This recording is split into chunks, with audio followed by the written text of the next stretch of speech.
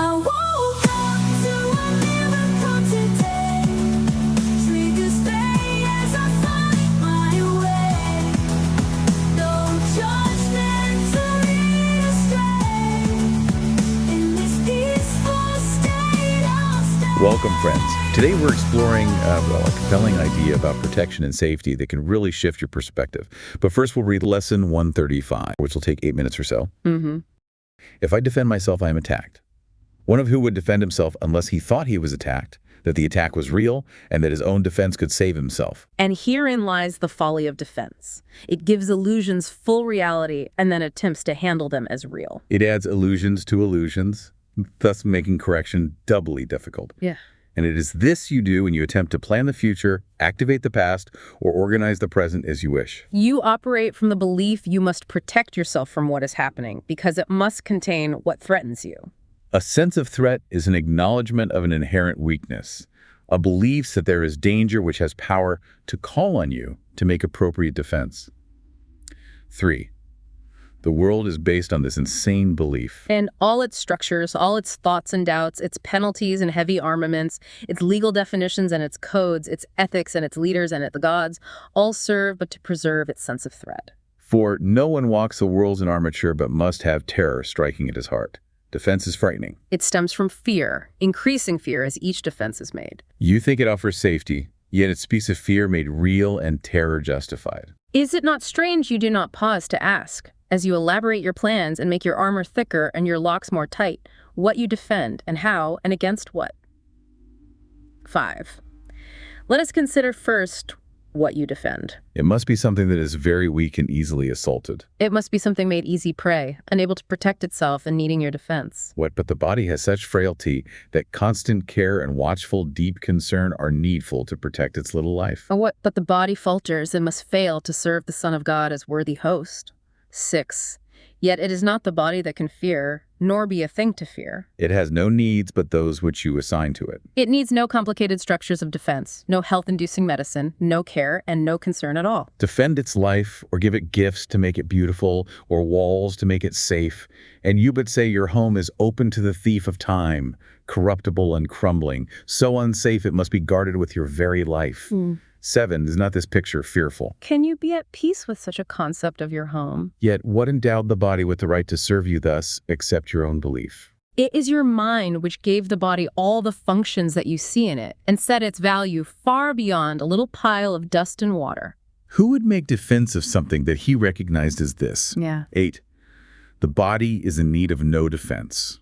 This cannot be too often emphasized. It will be strong and healthy if the mind does not abuse it by assigning it to roles it cannot fill, to purposes beyond its scope, and to exalted aims which it cannot accomplish. Such attempts, ridiculous yet deeply cherished, are the sources for the many mad attacks you make upon it. For it seems to fail your hopes, your needs, your values, and your dreams. 9. The self that needs protection is not real. The body, valueless and hardly worth the least defense, need merely be perceived as quite apart from you, and it becomes a healthy, serviceable instrument through which the mind can operate until its usefulness is over. Who would want to keep it when its usefulness is done? 10. Defend the body, and you have attacked your mind. For you have seen in it the faults, the weaknesses, the limits, and the lacks from which you think the body must be saved. You will not see the mind as separate from bodily conditions. And you will impose upon the body all the pain that comes from the conception of the mind as limited and fragile, and apart from other minds and separate from its source. 11. These are the thoughts in need of healing, and the body will respond with health when they have been corrected and replaced with truth. This is the body's only real defense. Yet, is this where you look for its defense? You offer it protection of a kind from which it gains no benefit at all, but merely adds to your distress of mind. You do not heal, but merely take away the hope of healing. For you fail to see where hope must lie if it be meaningful. 12. A healed mind does not plan. It carries out the plans which it receives through listening to wisdom that is not its own. It waits until it has been taught what should be done, and then proceeds to do it. It does not depend upon itself for anything except its adequacy to fulfill the plans assigned to it. It is secure in certainty that obstacles cannot impede its progress to accomplishment of any goal which serves the greater plan established for the good of everyone. 13. A healed mind is relieved from the belief that it must plan, although it cannot know the outcome that is best, the means by which it is achieved, or how to recognize the problem that the plan is made to solve. It must misuse the body and its plans until it recognizes this is so. But when it has accepted this is true, then is it healed and lets the body go. 14. Enslavement of the body to the plans the unhealed mind sets up to save itself must make the body sick. It is not free to be a means of helping in a plan which far exceeds its own protection and which needs its service for a little while. In this capacity is health assured, for everything the mind employs for this will function flawlessly and with the strength that has been given it and cannot fail. 15. It is perhaps not easy to perceive that self-initiated plans are but defenses, with the purpose all of them were made to realize. They are the means by which a frightened mind would undertake its own protection at the cost of truth. This is not difficult to realize in some forms which these self-deceptions take, for the denial of reality is very obvious. Yet, planning is not often recognized as a defense. 16. The mind engaged in planning for itself is occupied in setting up control of future happenings. It does not think that it will be provided for unless it makes its own provisions. Time becomes a future emphasis, to be controlled by learning and experience obtained from past events and previous beliefs. This overlooks the present, for it rests on the idea the past has taught enough to let the mind direct its future course. 17. The mind that plans is thus refusing to allow for change. What it has learned before becomes the basis for its future goals. Its past experience directs its choice for what will happen. And it does not see that here and now is everything it needs to guarantee a future, quite unlike the past, without a continuity of any old ideas and sick beliefs. Anticipation plays no part at all, and present confidence directs the way.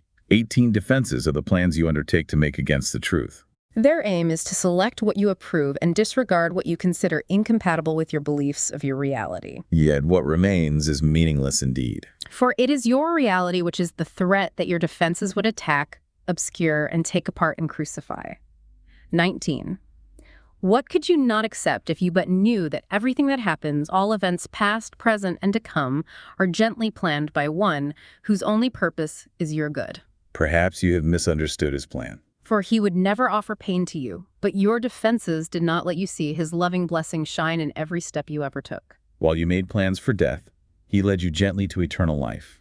Your present trust in him is the defense which promises a future undisturbed, without a trace of sorrow, and with joy which constantly increases as this life becomes a holy instant, set in time, but heeding only immortality. Let no defenses but your present trust direct the future, and this life becomes a meaningful encounter with the truth that only your defenses would conceal. 21. Without defenses, you become a light which heaven gratefully acknowledges to be its own. And it will lead you on in ways appointed for your happiness, according to the ancient plan, begun when time was born. Your followers will join their light with yours, and it will be increased until the world is lighted up with joy. And gladly will our brothers lay aside their cumbersome defenses, which availed them nothing and could only terrify. 22. We will anticipate that time today with present confidence, for this is part of what is planned for us. We can be sure that everything we need is given us for our accomplishment of this today. We make no plans for how it will be done, but realize that our defenselessness is all that is required for the truth to dawn upon our minds with certainty. 23. For 15 minutes twice today, we rest from senseless planning and from every thought which blocks the truth from entering our minds. Today we will receive instead of plan, that we may give instead of organize. And we are given truly, as we say. If I defend myself, I am attacked. But in defenselessness I will be strong, and I will learn what my defenses hide. 24 next year. Nothing but that. If there are plans to make, you will be told of them. They may not be the plans you thought were needed, nor indeed the answers to the problems which you thought confronted you. But they are answers to another kind of question, which remains unanswered, yet in need of answering until the answer comes to you at last. 25. All your defenses have been aimed at not receiving what you will receive today. And in the light and joy of simple truth, you will but wonder why you ever thought that you must be defended from release. Heaven asks nothing. It is hell that makes extravagant demands for sacrifice. You give up nothing in these times today when, undefended, you present yourself to your Creator as you really are. 26. He has remembered you. Today you will remember him. For this is Easter time in your salvation, and you rise again from what was seeming death and hopelessness. Now is the light of hope reborn in you, for now you come without defense to learn the part for you within the plan of God. What little plans or magical beliefs can still have value when you have received your function from the voice of God himself? 27. Try not to shape this day as you believe would benefit you most, for you cannot conceive of all the happiness that comes to you without your planning. Learn today. And all the world will take this giant stride and celebrate your Easter time with you. Throughout the day, as foolish little things appear to raise defensiveness in you and tempt you to engage in weaving plans, remind yourself this is a special day for learning and acknowledge it with this. This is my Easter time. And I would keep it holy. I will not defend myself because the Son of God needs no defense against the truth of his reality. Okay, that's lesson 135. It really throws a curveball, doesn't it? This whole idea that, that wanting to defend yourself actually means you've already accepted the attack as real. Yeah, it's quite the paradox. I mean, you immediately think of those moments, right? Someone gives you feedback, maybe constructive feedback even. Oh, definitely. And even if you sort of know they have a point, that first instinct is just wall up, justify. Build that little mental fort, like you said. And that's precisely the lesson's point. The defense itself seems to solidify the attack, gives it weight. And what's so interesting is how it challenges our usual way of thinking about, safety. We're taught that more barriers, more walls, physical, emotional, whatever, means more security. Right. That's the common sense view. But the Course is saying, hang on, maybe those defenses are actually reinforcing the feeling of threat. It's like picking up a shield makes the imaginary dragon seem much more tangible. That armor analogy is quite something. You feel safer, maybe, but you're also weighed down, cut off. Isolated. And always on guard. You spend so much energy just maintaining the armor, watching for the next hit. You can't really be present or connect. And you start to believe you need it just to function. It becomes part of your identity almost. And then think about how that relates to planning. The lesson sort of nudges us to ask, is all this detailed planning really about wisdom? Or is it maybe a defense mechanism itself, stemming from, a deep-seated fear of the unknown, a lack of trust in just letting things unfold? That really clicks, that link between planning and fear. When you get caught up in trying to control everything, every little detail. Oh, yes. Mapping out every possible scenario. And 9 times out of 10, things go in a completely different direction anyway. Absolutely. So was all that mental energy actually making things better?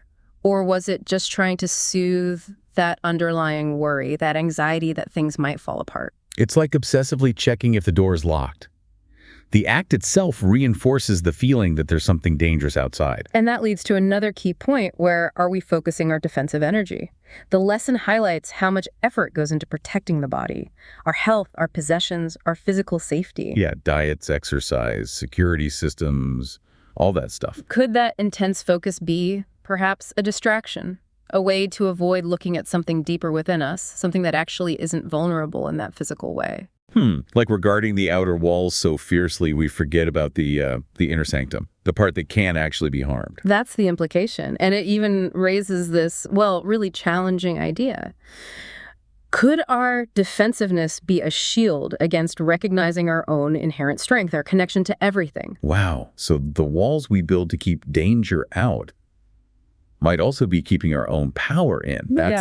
Yeah, that turns things upside down. It's a big shift in perspective, and the invitation seems to be, try a different way. Experiment a little, like when criticism comes up. Instead of that knee-jerk reaction. Right. Can you just pause, take a breath before the walls go up, maybe ask, okay, is there a kernel of truth here? Or is this just my programming kicking in, my belief that I am vulnerable and need to fight back? I like that idea of being a defense detective. Just noticing. Becoming aware of when that feeling flares up, that tightness, that urge to explain or argue. Yeah, what triggers it? What are my personal buttons? It's just about bringing awareness to it, not judging it, just seeing the pattern. And maybe applying that same detective work to our planning habits. Asking, okay, is this plan coming from a place of excitement, of possibility, or is it driven by fear? Fear of scarcity, fear of failure. That's a really useful distinction. It helps you see the underlying motivation. And this idea of a trust experiment, I find that quite appealing. Like deliberately letting go of control over something small. Something low stakes.